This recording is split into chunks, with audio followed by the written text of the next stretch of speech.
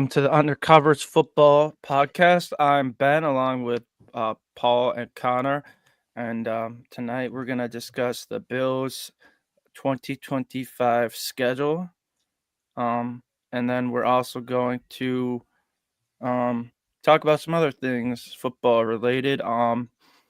We had some interesting news today. Well, we had a couple interesting news items. One, we'll get to in a bit with my quick take. Number two, the Packers, of course, the Packers of all team, are pushing to ban the tush push. Real quick, guys. I guess we'll give a bonus quick take. What are your thoughts on the tush push? I know a lot of people I feel like there's really no in between. You either love it or hate it. I personally, though, I guess I'll fall in between. I don't hate the tush push. I also don't love it. I guess maybe because we failed a couple times in the AFC Championship game on that Mhm. very play, but I don't see an issue with the tush push. Like not every team can execute it like Philly, and I think Philly is just because of Jalen Hurts has like inhuman quads where Right. Mhm. he's not able to be pushed backwards at all. Um, so I mean, I think even without them pushing him forward, I think they would still be able to be near unstoppable with a QB sneak. So Mhm. I don't think it would actually change things too much when it comes to the Philadelphia Eagles, how they operate with that quarterback sneak, which is very deadly when they go under center. But I Mhm. I guess if I had to give an opinion, I would be against them banning it because I mean, come up, don't I guess play better defense so they're not in consistent 3rd and 1, 4th and 1 situations. That would be my counter to the Right. tush push. Well, I yeah. think the tush push personally should stay. I'm not like I get the argument for injuries, like if you continue to do it, you're probably going to see like a thing like how what the Commanders did at the goal line at the NFC Championship game where they just were just head diving first at the quarterback. I mean, I get it from that standpoint, but I feel like the tush push or just this is just an advanced way of evolving the cute quarterback Mhm. sneak. I feel like that's what the tush push is just an evolved way of doing the traditional quarterback sneak. And if you can stop it, you can stop it because it's definitely proven that you can stop it. I mean, Mhm. 9 times out of 10, the opposing team is probably going to get the first down, but there is still that possibility of stopping the tush push and not allowing that one team, let's say the Eagles, to getting the first down. So I feel if there's a strategy on the offensive side of the ball where they can go get the first down, there's definitely a strategy that in place where the defense, maybe it's not this season, maybe it's not next season, maybe it's 2, 3 seasons down the line where we start seeing the defenses starting to strategize against the tush push and start to stop it. Then it's a more of a fairish play. But I feel like the tush push in general is a great play. I mean, look, the Bills were one of the best teams at it last year. They get into the 3rd and 1s, 4th and 1s. It was immediately tush push to the right, or it might have been tush push to the left, one of the ways. But were consistently good at it, and I feel like if you're taking one thing away because one team or 2 teams are just really good at it, it doesn't really seek a benefit to do that. Mhm. And one thing that I'll touch on that neither of you did, there is one other reason why the Eagles are so unbelievably good at the tush push. It's not all because of Jalen Hurts, but it does help that Oh, the brother can literally squat 600 pounds. that is true. It's that his offensive linemen are all well over 6 foot. I think it's like 6'6" or 7 at 300 plus pounds. And they get every single one of their biggest guys up on that line and they just shove them. The reason that, I mean, not every team can do the tush push is because they just don't have that kind of those bodies on the offensive line. Heaven forbid, some just don't even have the quarterback. Like you think Arizona, for example, could do a tush push with Kyler Murray, or even more, heaven forbid, do you think the Miami Dolphins could do it with concussion prone Tua? You'd Right. hate to see him get immediately crushed on your first attempt at a tush push. The whole idea is don't ban a play because one team is better at it than you, because Right. they're literally built to be better at it than you. If you want to be as good as them, build around that concept. The Bills, for instance, you already got one key piece. You got big old Josh Allen, and you need to get all of the off. I mean, you got to tell the offensive linemen, if you want to start trying to implement that more often, eat, eat food, bulk up, get bigger, Well, because that's kind of what you got to one do. thing I will say too, to provide context, actually, the Eagles were even able to execute this play with Jason Kelsey as their center before Cam Jurgens took over, and he's not even that tall for center standpoints. He's like 6'3", and their current center is only 6'3". So I mean, they were even able to do this with smaller centers. But just kind of wanted to throw that out there as kind of another bonus quick take. That is fair.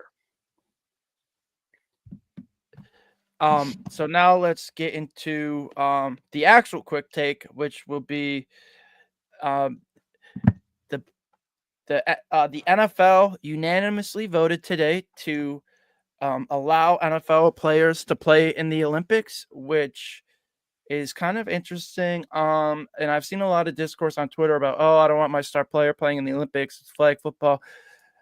Here's how I feel about it. I think when it comes to the Olympics, just because of how close it is to training camp anyways, I don't think there's going to be a ton of star players anyways. It might be more older players because I think a lot of the actual star players aren't going to want to risk injury. And two, they're going to be locked in to prepare for a Super Bowl. I don't think, for the NFL, the ultimate goal is a Super Bowl trophy. It's not a 7-on-7 flag football medal against countries we've never even heard of before that basically are. I mean, I feel like some of these countries would be employing guys like you or me out there, Connor, on their flag football team. So I don't think that's like the greatest athletic achievement like a Lombardi trophy is. Because in my opinion, that's still, maybe besides March Madness, but that's still the hardest trophy to win because you have to go through a grueling 17-week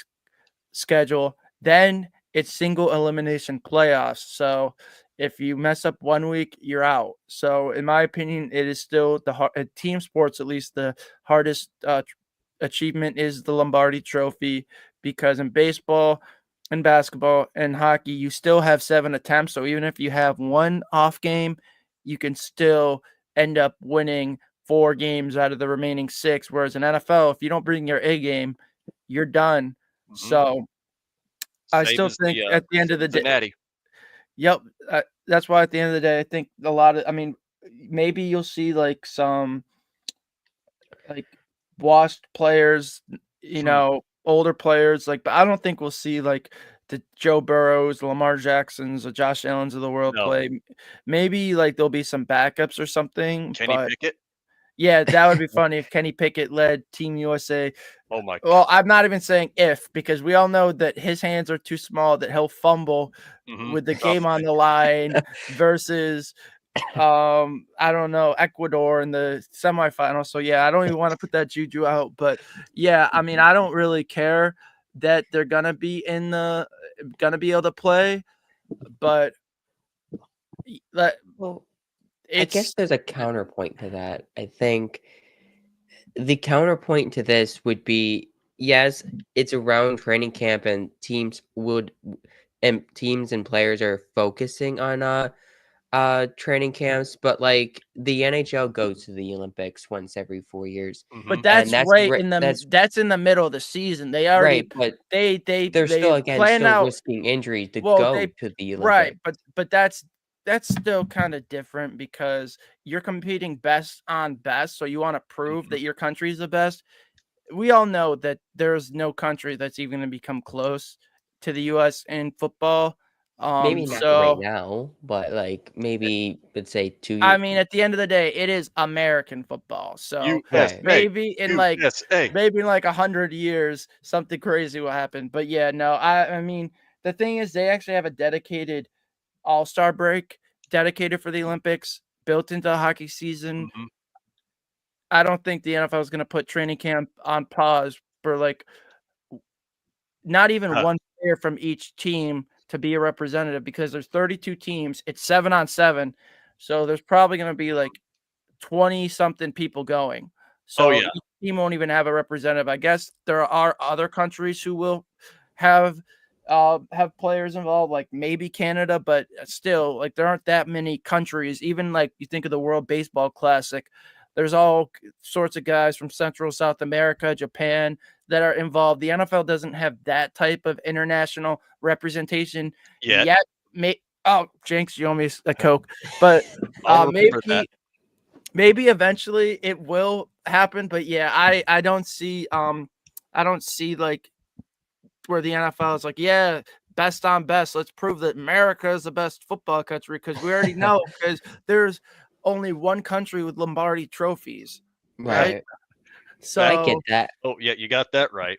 Oh, and I mean, I get that from that standpoint, but I feel like right but now, I according mean, to just from ChatGPT, there's going to be like 4 international football teams within the next 50 years. So and they're all yeah. going to win a Super Bowl before the Miami Dolphins. Right. That is I correct. feel like the players would be interested in, representing Maybe their some, country. maybe some, Oh, but we I all don't know think for there would be a sure. lot. No. But really quick and random tangent because we already said that, this is America's sport.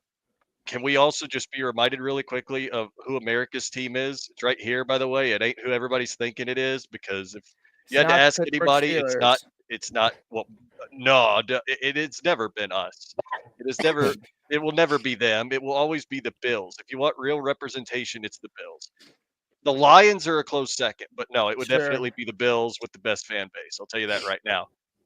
The Steelers, So let's we're move all on to old. our second quick take. Oh, and it's mine. Yep. Yeah. So with Oh, the schedule being released just about a week ago, we kind of know at this point the strength of schedules for each of the teams who have drafted a quarterback.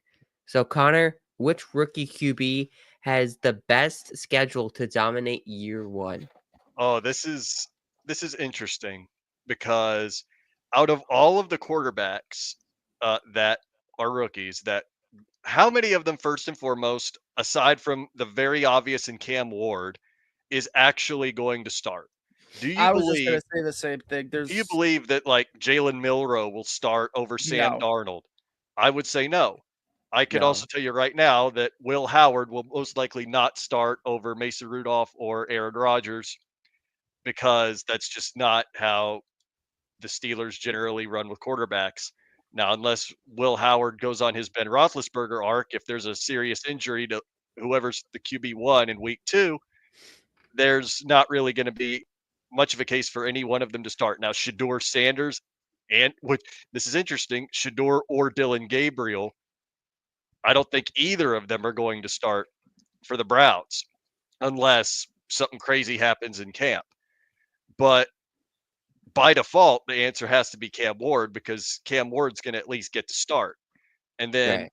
if you take a look at the Titans schedule, which I haven't looked into a whole lot of, but it's not necessarily a really tough schedule, I believe. Yeah, the only one that I could really think of, off the top of my head, who would even have a chance to be a day one starter and start a majority of games would be Tyler Shuck. But Oh I'm yeah, I still gonna forgot go about him. with I'm still gonna yeah, right. Who I still lean Cam Ward. Like Hmm. feel like unless something crazy happens, Will Howard ends up starting. The Browns start a rookie Wild, quarterback.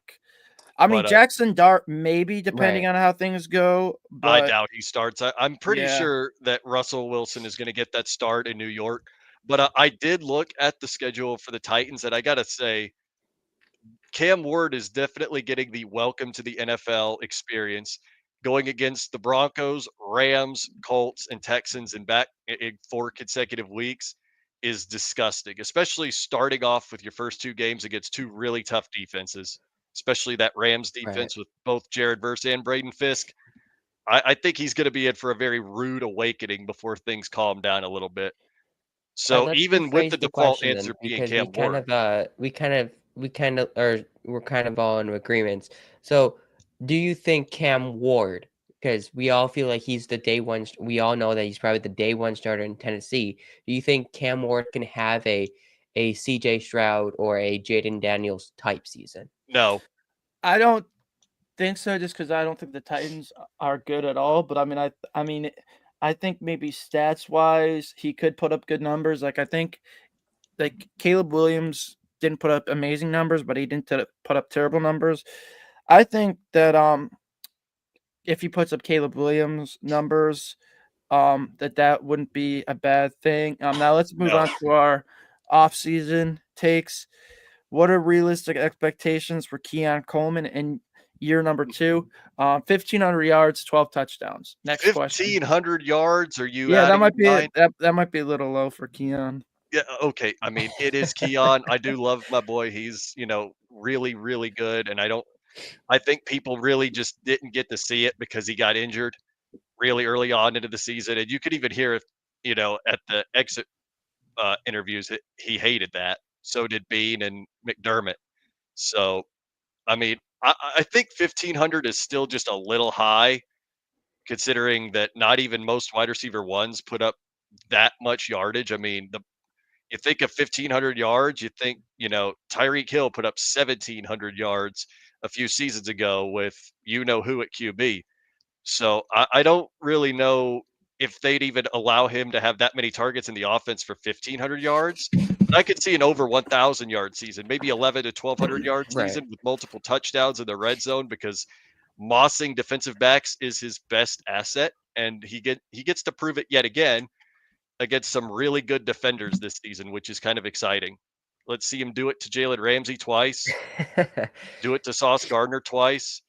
I mean, the Bills' schedule is definitely a really nice one for in that way. He'll be up against let's see, think of some others here. Denzel Ward twice, or Denzel Ward once. Uh God, the guy, the Eagles one just slipped my mind, but them, I mean, Cooper DeJean yeah, well, and yeah, Quinyon all of them. Mitchell. Yeah, Quinyon Mitchell. That was the one I was thinking of because I think Cooper DeJean, isn't he technically safety or He's more of a slot, but yeah. okay, yeah. But Keon's gonna have a lot of really good opportunities this season to put some really nice stats up. Yeah. And he's also gonna be able to prove why they picked him where they did because everybody still wants to talk about the whole, oh, they let the Chiefs get Xavier Worthy. When, if you remember the Super Bowl, the reason Xavier Worthy had the stat line he had was because all of his stats were garbage time stats. Not once when it actually really mattered did he put up any considerably noteworthy numbers or do Yeah, anything that's that was remotely worth, saying, oh man, this is a great pick. And usually picks that are really, really, really good in their first year will sometimes fall off in their second year. Keon is the one that would not do that simply because he got injured and he's going to want to play with a chip on his shoulder. mhm. That man's going to be out and prove it, and I cannot wait. It'll be very painful to watch because I know he's probably going to wind up mossing Darius Slay and he's Good. going to moss Joey Porter Jr. at one Good. point or another. But it'll be Good. Keon, and I'll be happy. That's my boy Keon. I just still wish the Bills would have gotten Johnny Wilson at the same time. But hey, Ben, at least he's a Super Bowl champion. Right. Little bit of a reprieve considering we got a natty stolen from us. I feel that Keon Coleman's expectation level for this season really varies based on how he ended last year. But I'm gonna kind of be in a similar line to Connor. How you ended your expectations is I think Keon needs to take a bigger role in the offense and assert himself as the correct pick and the future Bills number 2. I feel that he can do that this season by having guys of Shakir, Palmer, and Moore all really helping him learn how to maybe separate just a little bit more. Because I feel like if you look Mhm. at his recent reception perception charts, it's not it's a little concerning from last season and a little underwhelming from separation standpoint, because we thought, he could try to get at least a little bit more separation than he did in college. We already know that he's not an elite separator, but the hope was to hopefully, by midseason or pre-injury, he was going to start to separate a little bit more, and he really didn't. But I guess that's okay because it was his year one. He can always work on that heading into year two with Shakir, Palmer, and more. But you also look at that same exact chart and you kind of flip it over and it shows his route tree. He didn't really run many different routes, and I feel like he needs to diversitile. He needs to run a little bit more That routes. is a interesting word, Paul. It is Diversitile. diversity. All right, let's get into the schedule, which is the main point of the show tomorrow or today. I don't know why I said tomorrow. I got ahead of myself. Behind a day or something, Ben? Yeah, I am. I am behind a day. So number one biggest schedule takeaways. I think number one, obviously, open at home in primetime against the Ravens, which is going to be absolute cinema. Rematch of last year's playoff round, except this game is in Buffalo, whereas last year's primetime regular season game on Sunday night was in Baltimore. So I want to beat that team, start out week one. Don't we all? The schedule is pretty soft to open the season as well. I'd say 4 other primetime games, 2 Thursday night games. I forgot who predicted 2 Thursday night games, but that was me. I got it. We did end up with 2 Thursday night games. I think it is Houston and Miami, right? We play Miami again on Thursday night, but at least this time it is in Buffalo. So bell to ass coming then. No holiday or international games, which I think is very exciting. 2 games at Highmark to at least end the regular season there. To the last 2 games of the season. Hopefully, we definitely get an AFC Championship game there. And it's looking like with this schedule, as long as everything goes right, the Bills might finally be able to host their first AFC Championship game at home in probably like 30 years, maybe over 30 years. I don't even know the last time they hosted the AFC Championship game at home. But it would also be a perfect way to send out the old stadium. What are your other takeaways you guys had from that? I mean, I basically probably did most of the big ones. Well, you did a good bit of them, but I do want to point out something that I had to laugh at when where is it? So what's funny is when you look at the Bills schedule, right? Of course, yet again, for the 3rd year in a row, they make sure that Miami is not on the Bills trip list for late or early in the year. Remember, I feel like after that early game in I think it was 22 when everybody was throwing a fit after that game in Miami. I have not seen them put the Bills traveling to Miami in the early weeks 1 through 5 ever since. So I thought that was something funny that I just happened to notice the other day when looking at their schedule again. Right. But other than that, there's some really interesting games, and there's also a really interesting stretch. So you've got week 9 against the Chiefs at 4:25. Week 10, you travel on the road to Miami. Week 11, you travel back home. You take on Tampa Bay, and then you take on the Houston Texans Thursday night. Then you go against the Steelers and Bengals. That's a really, really rough stretch of football right there. I think what's going to be a very interesting litmus test is how the Bills come out of this stretch of games. You look at those games, there's 1, 2, 3, 4, 5. That's realistically a 6-game stretch where it could be really hard to win all of those games. Yeah. Even if the Bills were to come out of that, I think they will. I think they'll come out of that 4-2 at best, and at worst maybe 2-4. But that would be McDermott doing McDermott things like he did at the end of that Texans game last year. I'm thinking that maybe a loss to the Chiefs and a loss to the Chiefs first and foremost, because flip the script, let them beat you in the regular season. That way you can beat them in the postseason, because that's what the world wants, is to not see the Chiefs anywhere near the Super Bowl. But as for the others, the Buccaneers will be a really tough game. I would not underestimate them whatsoever. Houston will be a tough out. And I'm not going to say anything about Pittsburgh because I don't really want to say anything about Pittsburgh. I mean, everybody thinks they'll win. All I'll say is we need to just see what happens at camp, but don't underestimate that team's defense. And then the Bengals, well, another tough out. But I still see a 4-2 stretch. And if you happen to do better than that, then you could be really setting yourself up for a nice head of steam going into the playoffs. Mhm. So Yeah, I'm with looking my forward to take. seeing that. Oh, go. Sorry. No, no, You no, finish? no. All I was saying was that I am looking forward to seeing how the Bills do in that stretch Yeah. because that'll really determine exactly how they perform in the playoffs. It'll be a little Yeah. indicator.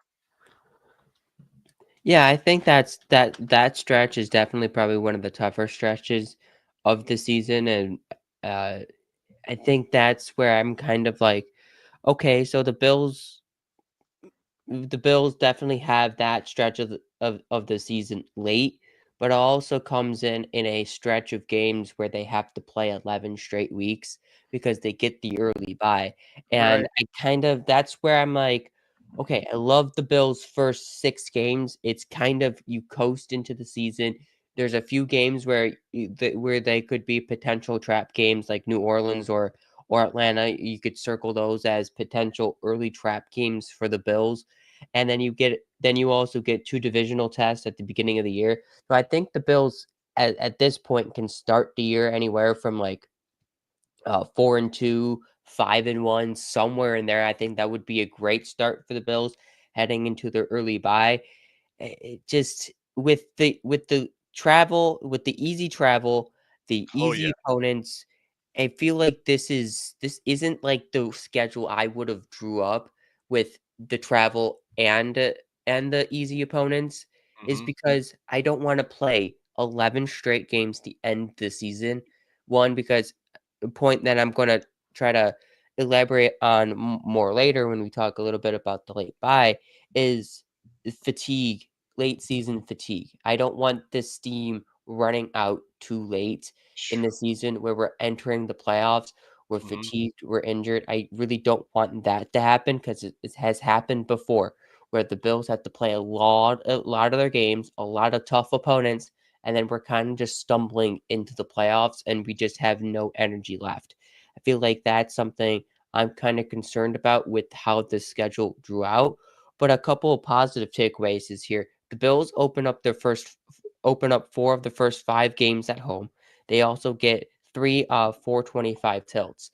And so I feel like that's definitely a sign where the Bills, they still want the Bills on national national windows, but they're kind of giving them more of the 425 window where I feel as it looked like last year, the Bills were kind of getting more attention in those 425 windows than in, like, let's say, Sunday Night Football or Monday Night Football type games. So I feel like that's kind of like the trend. It seems like the NFL wants to do is to give the Bills more 425 games than Hmm. slating them in prime time. Maybe it's just because the easy schedule for this year. That's why I feel No, it happened a lot last year. The Hmm. yeah, networks like to protect a certain amount of games. Oh yeah. So those are games that they want at 425 games because 425 games are almost like getting a primetime game. And they're already there's only so many primetime games you can have anyways, and they already have 5, which is about the most they can have. So they're still getting 5 primetime games right, plus the Bengals, the Chiefs, and the Eagles, which are all at 425. Those are going to be basically primetime games, um, right. late window games. Now, does having an easy schedule set up the Bills to secure the division early? I think it could, kind of like we saw last year, but I also think it's because unless New England really surprises people, and I know some people are picking them to be good, I think they're about a year away from actually making noise and being a playoff team. They might have a winning record, for all I know, but unless New England really surprises people, I think it's going to set up for the Bills to win the division early again. But um, that being said, then it will be some very important games late in the season for that push to the 1 seed, because that kind of goes into our next point, which I'll tie it into our next point. Should the Bills get the make the 1 seed a priority or just get in? I think they got to make the 1 seed a priority, because they've been getting in regardless of it's just getting in or being a 2 seed, which they've been 3 of the last 4 seasons. But I think it Yeah. is critical to get this 1 seed, so they don't have to go to Arrowhead, they don't have to go to Baltimore, they don't have to go to Cincinnati or any of these tough environments, and they have the benefit of Bills Mafia being behind them in the playoffs, because I mean, the Josh Allen has lost only twice at home in Buffalo. We know how those games ended. One was after the DeMar Hamlin situation. The other, Mhm. it was a very undermanned defense against the Chiefs, and they still had a chance to win that game had Stephon Diggs made that catch late in the game. Had Josh been able to hit Shakir in the end zone, or Tyler Bass not missed that kick. So, I mean, they nearly almost beat Kansas City in Buffalo a couple years ago. And I think just you want to play in front of your home crowd. Yes, you still have to get the monkey off your back when it comes to beating the Chiefs, but I think as long as they're at home, I like our chances. Yeah. Especially with what should be an improved defensive unit. If I feel like the Bills division this year, other than if New England surprises this year, like you said, Ben, I feel like I'm staring at the week 14 game against Cincinnati, where that could be the Bills. If the Bills win that game, that's the one that they win the division. Very well It's could be. just that was right around last year when the Bills hosted the 49ers. So the week 13, week 14 type game, going into Pittsburgh, possibly when it could win your division early, or having it again at home 425. Unless Connor's Dolphins somehow surprise people. The Right. who? The who? And then on the You think I'm 1 gonna get my seed crack supply back, Ben? Absolutely not. and on the 1 seed point, I feel like the Bills need the 1 seed Oh, they do. because I did some pre-show research on the last 10 Super Bowls. 8 of the last 10 Super Bowls had at least one number 1 seed. 6 of them from the AFC, and 3 of the Super Bowls saw the 1 seeds go head to head from each conference. The trend is if you get the 1 seed, the chances of you going to the Super Bowl over the last 10 years is high. So if you get that 1 seed, there is a very good chance the Bills could punch a ticket to the Super Bowl. Does it guarantee a Super Bowl appearance? No, but it gives you a better shot at getting to the Super Bowl because you only need to win 2 games instead of 3. You also with the Bills' current schedule have to play 11 in a row after their week 7 bye. They get that bye week for a break. They can rest, recover, and get healthy for a long playoff push. And I feel like that has helped teams in the past where they're kind of stumbling into the playoffs. They're kind of hurt. They're kind of weak. They're kind of fatigued because they had to play a lot of these games, but they clinched their division early. They didn't have to play so many tough games because they already locked up the 1 seed and their division. And then they get that week off and they're kind of just relaxed. So I feel like the Bills getting the 1 seed, it just really does improve their chances of winning, of getting to the Super Bowl. Mhm. You know what's actually an interesting point that I will make, Paul? You know how you keep talking about fatigue at the end of the season Yeah. because you got okay, so the Bills have a week 7 bye. They also have Yep. the second least amount of miles traveled out of any team in the entire league, if I remember correctly. Yep. So for you guys, well, for the Bills, I would say it's going to be a lot less of a big deal than you think, simply because the Bills have less than Mhm. most teams' distance and travel time. Because I think there's only one team that has less. I don't remember who it is off the top of my head, but I It's believe it is I'm looking at it. Cincinnati. that's who I thought it was Cincinnati has less. So this would really be that year where the Bills, barring something really unfortunate, this is that year for the Bills to get the 1 seed because Uh-huh. you talk about early buys. How do you think the Yinzer in me feels with a week 5 buy on Yeah, top of that's a week just 5 nasty. buy? Listen to this stretch of teams. Week 13, Buffalo; 14, Baltimore; 15, Miami; 16, Detroit. The Steelers could actually lose every single one of those games. I'm telling you right now. But and you talk about, you know, realistically being fatigued after, going into the playoffs.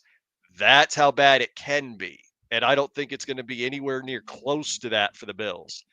It's not going to be whatsoever Yeah. because the end of the season, yeah, for the Bills, sure, you've got to worry about the Eagles and the Jets because divisional games are no pushovers. No. And the Eagles, well, defending Super Bowl champions with the best running back in the league and probably one of the best offensive lines in the entire league. So at the end of the day, it's going to come down to when can you clinch the division, and with how many division games you play 1, 2, 3. You play 3 of them before your week 7 bye. Mhm. And after that, your next one is week 10 against the Dolphins. Then you get another one in week 15 against the Patriots. They're a lot more spread out than last year because last year, you were able to clinch a division the earliest that anybody ever has since I think it was the 2009 Indianapolis Colts. So I don't think that'll happen again this year. Maybe Right. you clinch the division in week 15 with a win over New England because I'm kind of in Ben's shoes. I don't think they're going to be, I think they're going to be like maybe 9-8 good, maybe 10-7 good. I don't think they're going to be world beaters like some people say they are. And I mean, that's just kind of how I see it. I actually think what would be more likely is the Patriots would be in a dogfight with the Dolphins to try to get into the playoffs. And that's Okay, even yeah. if the That Dolphins makes can. sense. Which, fun fact, if you guys want to hear a funny little hilarious rumor that's definitely not going to happen, someone was trying to say that the Steelers were trying to trade for Tyreek Hill. That Oh didn't my happen, by the gosh. way. That's not going to happen, by the way. And if it did, yeah, I'm drinking bleach. I don't want to see that guy anywhere near that On team. another one of your teams. Not a yeah, right. Not another one, huh? Right. You As long gotta, as it's not the Bills. yeah, for real. Build a wall around Buffalo to keep that man out, like at all costs. Elijah Moore is the wide receiver signing that the Bills needed, and I'm still taking full credit for manifesting that on draft at literally day 3 of the draft, being like, "Hey, Bills should take a chance on Elijah Moore. I think he'd be a good fit in the offense." Oh, look, the Bills did take a chance on Elijah Moore. Will having an early bye hurt the Bills as they play their toughest opponents later in the season? I think just the way it could potentially is that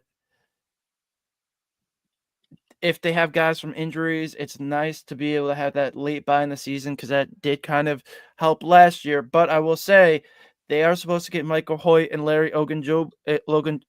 Ogunjobi. I said Logan Joby.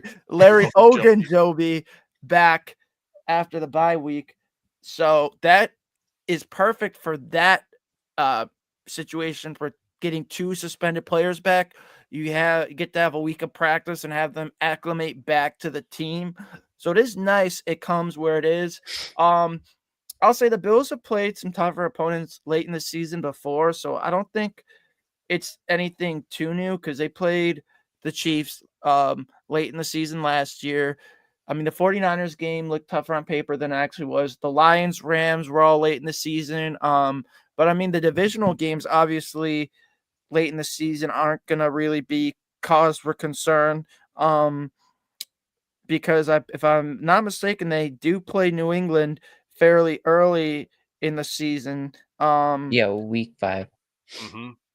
I know the second game does, I believe it comes after the bye, but still, Week 15. right.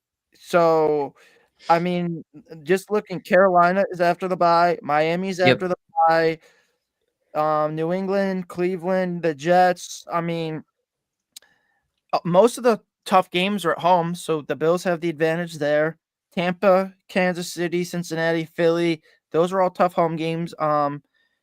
Cleveland obviously isn't that tough. I mean, Houston's probably their toughest road game after the bye, but other road games are at Miami, at Pittsburgh, at New England, obviously, and at Cleveland. So, I mean, I don't think there's really any, and Carolina's a road game too, but I don't think there's really any crazy road games after the bye. I mean, Pittsburgh is a tough environment, but we know that's right around where they have their yearly implosion. So I think that sets up nicely for the Bills. Close to it. It's I not said at right the tip of the around. implosion, I but said right around.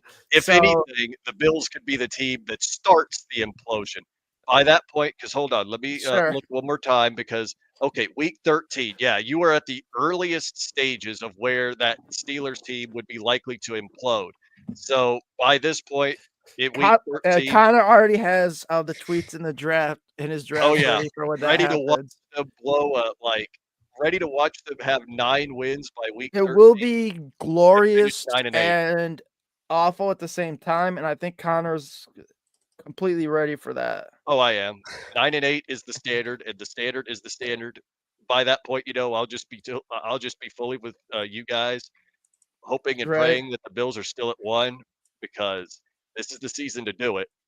Yes. With all that, well, the low mileage and the opponents, kind of being lighter at the end of the season compared to a lot of other teams.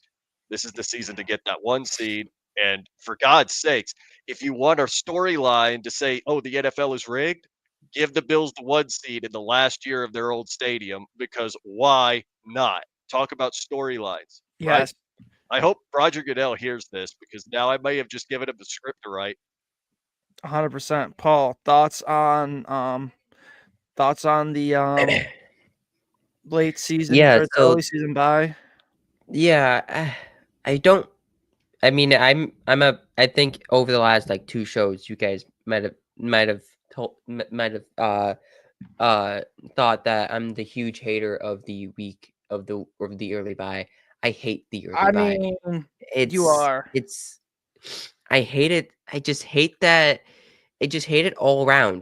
Just because even though the Bills were so lucky with injuries last year and they weren't that injured heading into the postseason, which was a luxury to have, that doesn't always happen every season that you're lucky with injuries.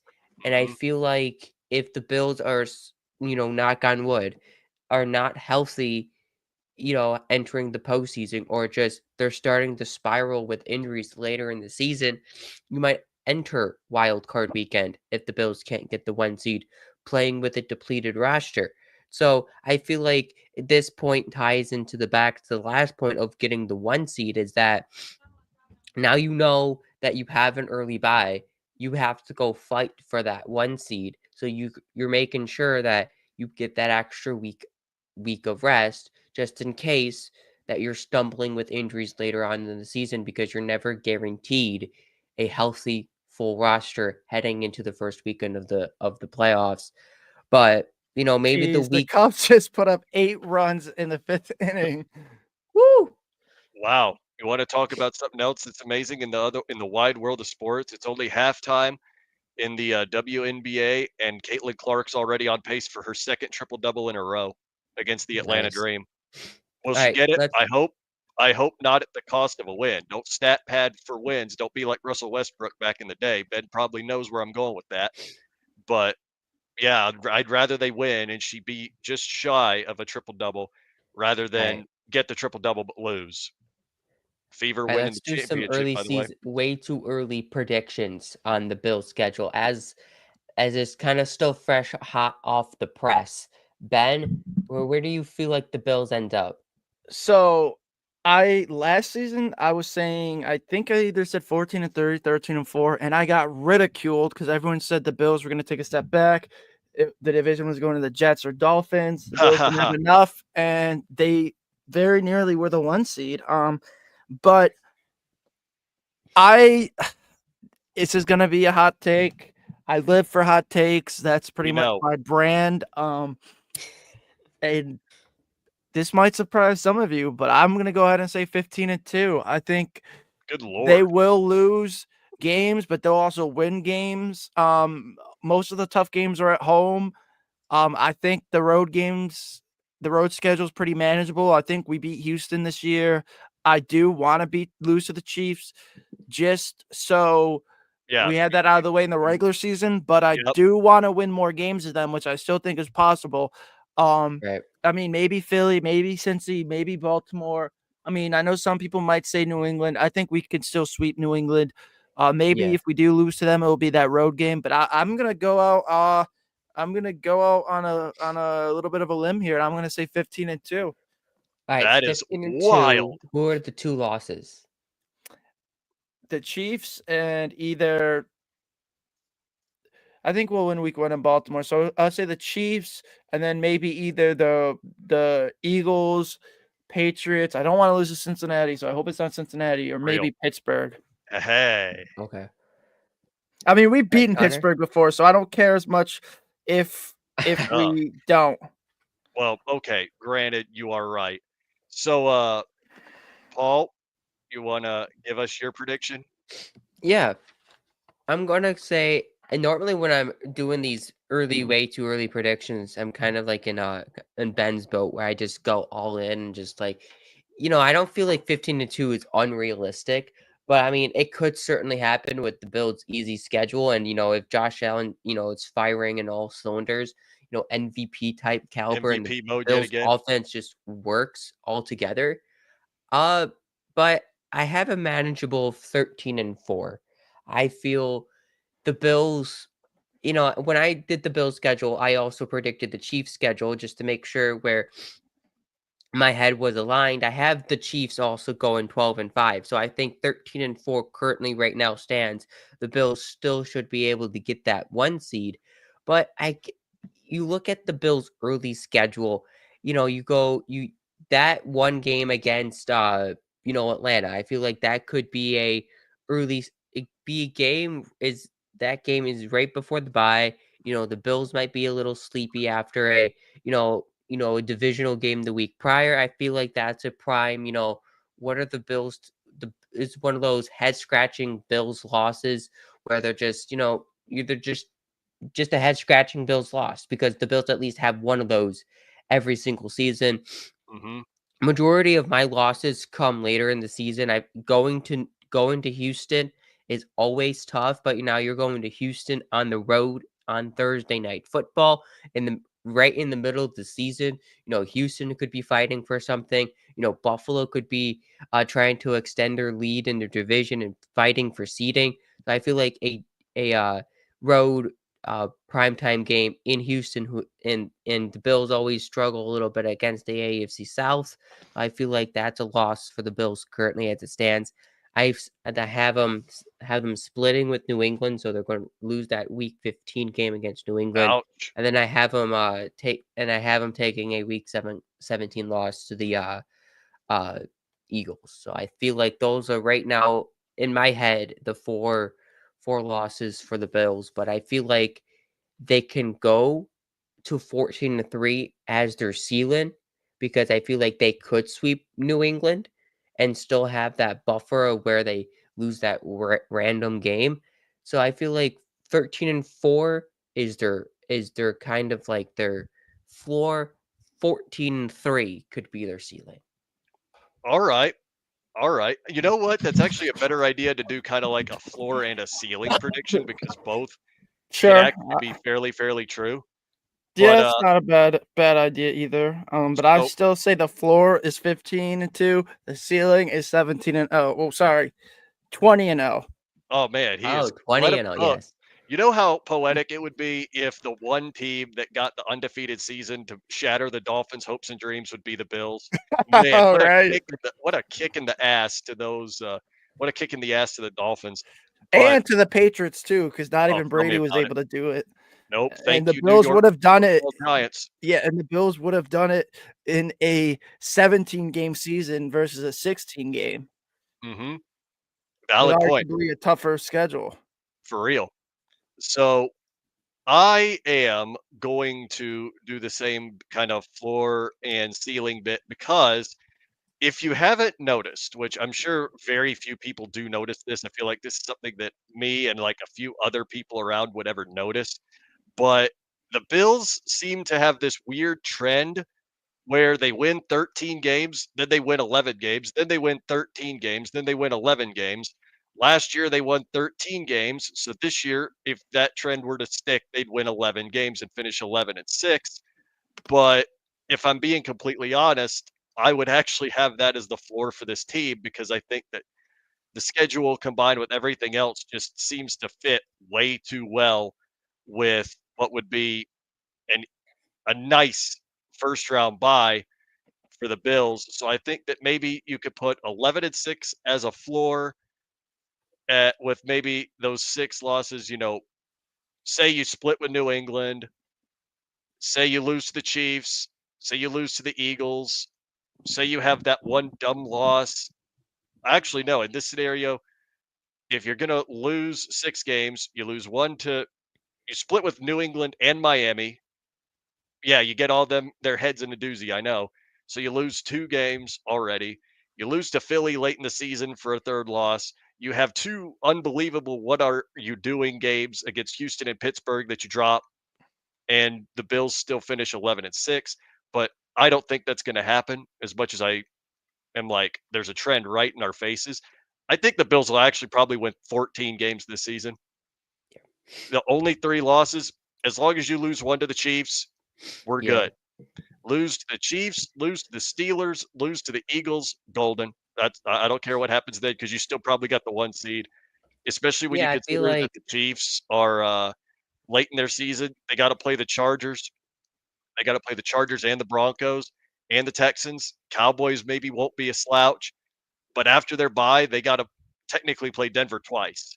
That Denver right. team is going to be a good team. So, heaven forbid, we're going to find out what's good. If you compare the Bills' schedule to the Chiefs' schedule, I feel like 13 wins, 14 wins this season should get you the 1 seed. I would So say I'm you looking, need at least 14 though, just to be safe. I mean, yeah, just to be safe. But everyone I said have a couple of years ago that the Chiefs were gonna actually face some competition after the right. AFC West went crazy in the offseason. The Chargers got Uh, Khalil Mack, the Raiders got Devontae Adams, and the Broncos got Russell Wilson. I yeah. mean, what a time to be an NFL fan. And now you had a couple teams last year who made the playoffs, made some improvements, and Vegas looks like they may actually be doing something for the first time since they've been in Vegas with Pete Carroll and Geno Smith. But we all know the Raiders are kind of like the Jets in a way. They will still find Right. a way to screw it up. So Yep. I'm still going to be hesitant to buy any kind of hype when it comes to the Raiders. But that's why I still say to be safe, 14.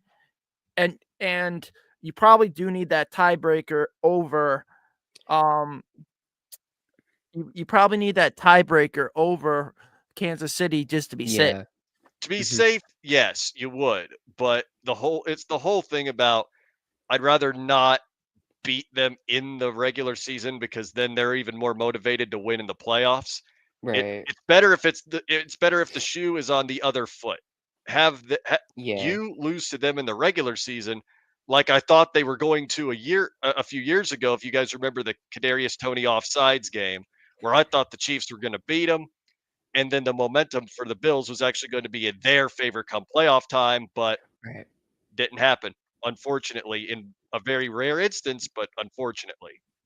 If you look at the Chiefs' schedule, they have to face the Eagles, Lions, Commanders, Bills, Ravens, and Houston. So those are kind of the games where I'm like, okay, how do the Chiefs play against those opponents?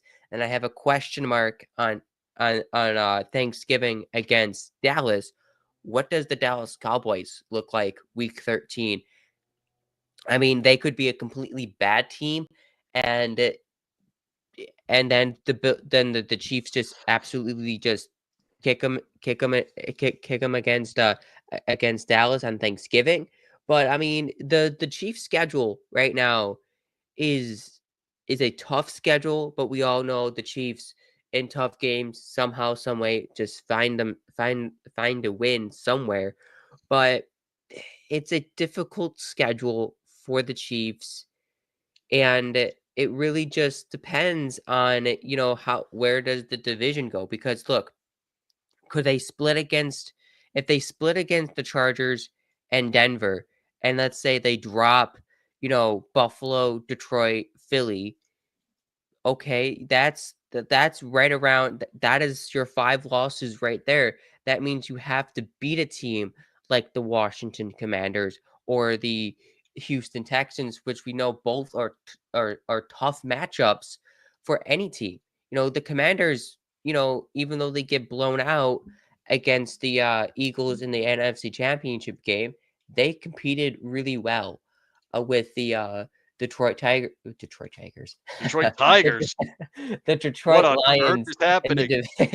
in the divisional round to get to the championship game. So I feel like there's some hidden games inside the Chiefs schedule where if they stumble against, there's some of their divisional opponents and teams like Philly or Detroit, Beating the Tigers okay, will be you're tough talking about for a sure.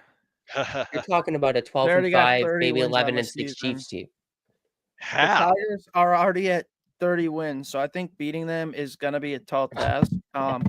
But This just in. Apparently, Buffalo got a baseball team. You know what? Fine, that's fair. The Rays are going to move out of The Rays are going to move to Montreal soon enough. well, maybe they can move to Buffalo. They could be the Buffalo Rays.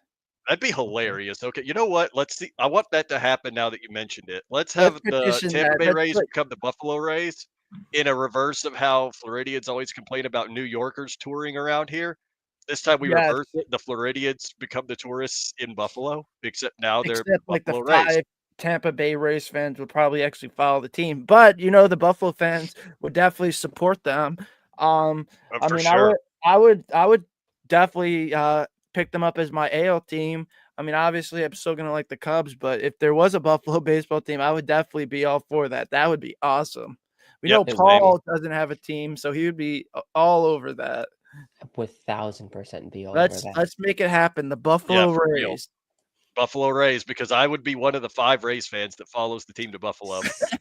Salem Field is the largest AAA ballpark, and it's also built to Perfect. be a MLB park. That's what I'm saying. So you We bring just an need to MLB see team. Randy Diaz and Junior Caminario and Christopher Morel hitting nukes onto the highway in Buffalo. That would be legendary. Exactly. So you bring a baseball team back to Buffalo. While you're at it, clear out old Lancaster Speedway, which ain't too far away outside of Buffalo's metropolitan area, and just bring NASCAR back to it as well, because Lancaster Yes. was the track they used to run at for a long time, way back in NASCAR's more popular day. Bring it back while we're already bringing Well, back I every mean, other we do track on already the have run. Watkins Glen, but I'll take more Oh local yeah, to me. well, we all love Watkins Glen. Never ever change that one. That's one of my favorite races all year. And seeing their I tweet, need to go in the- there one time because it's not even like an hour from me, the Glen. that's what I'm saying. Yeah, I know it's lit. That's one of the bucket list races I've got, because that's All near right. playoff time. If you come to the Glen sometime, I'll definitely take you up on that offer and All right, go to the race with you bet, for sure. bet. Yeah, pick me up in Well, Buffalo. I would do it too. All well, right, Just- we're all going. well. This show really does cover everything. We've talked Olympics today, baseball, racing, and football, of course. I Real. guess we still have time to talk hockey and basketball. We don't have to mention the team that pretends to be a professional hockey team, the Sabres. Let's Haha. focus on a Get more. Mitch Marner. Just do it. Yeah, that's exactly what they need. Another guy who can't win in the playoffs. But you know what? I am officially endorsing the Florida Panthers. I know that might make you Hey. puke, Connor. No, not really. It's a Florida Okay. team, and I'm Florida going to take All it. right. Good. Yes, but Florida. there are former Sabres on the team, Paul, so you can Mhm. support them. I They're not will a support them. good. They're not a Canadian team, and they didn't beat the Sabres in the Stanley Cup back in the day. So I couldn't root for a team that beat the Sabres in the Stanley Cup. I'm not rooting for Canada because until it becomes a 51st state, not supporting that country. Haha. But yeah, that should wrap it up. I guess we have a little bit time for basketball. Go Fever and go Pacers. There we Beat go. the Knicks. Yeah, I think we covered everything. Next week we don't have time for golf this week. We can maybe work that in We don't over need the time off for golf. season. I mean, no, golf That's is kind of boring. true. No one Time needs for that. exactly. I was saying maybe in the summer when we don't have as many topics to talk about. But yeah, that should wrap up the show tonight. Like, comment, and subscribe. Follow all the hosts on Twitter, and go Bills Go Bills. Go Bills. and go Buffalo.